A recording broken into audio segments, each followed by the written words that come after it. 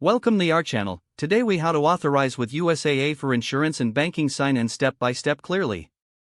To begin the authorization process with USAA for insurance and banking sign-in, open your preferred web browser. In the address bar, type in the official USAA website URL and press enter. Once the home page loads, locate the Log On button at the top right corner of the page. Click on the Log On button to proceed to the sign-in page. If you are a new user, look for the Register option on the sign-in page and click it. You will be prompted to provide some personal information, including your social security number and date of birth. Fill in the required fields carefully and click Continue to move to the next step. Next, you will create a username and password for your account.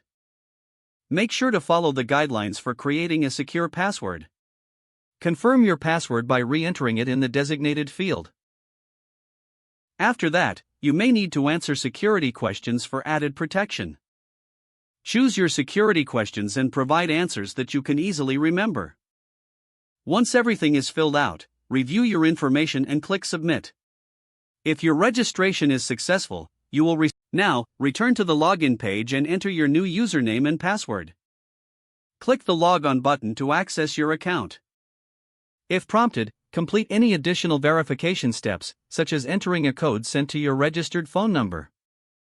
After successful verification, you will be logged into your USAA account. From here, you can navigate to your insurance and banking options as needed.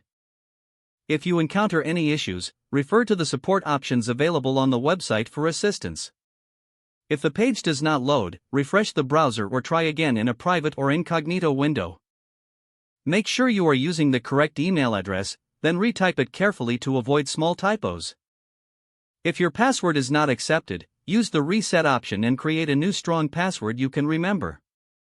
Check your spam folder for verification or security emails, then complete any requested confirmation steps. Enable two-factor authentication if available to improve account security and reduce unauthorized access risk. After signing in, review your profile details so your contact information and settings are accurate and current. If you see an error message, note it down and try again after restarting your device and internet connection. Log out when you finish, especially on shared devices, to keep your account and payment information secure. If the page does not load, refresh the browser or try again in a private or incognito window.